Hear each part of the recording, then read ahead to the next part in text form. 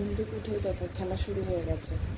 উঠেই এক্ষুনি ঘুম থেকে উঠলো, উঠেই গুড মর্নিং বলে দাও। Good morning.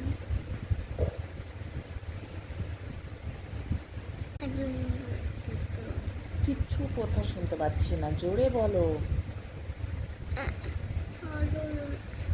ভালো লাগছে না? কেন? ঘুম থেকে উঠেই ভালো লাগছে না?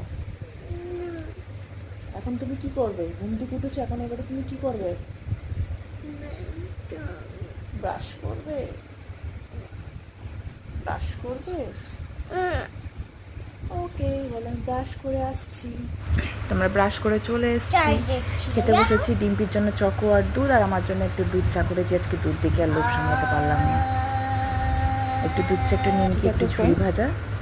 আমরা খেতে গেলে ওর কত কষ্ট। তো ঠিক আছে, আমরা খেয়ে আবার ফিরে আসছি। টাটা।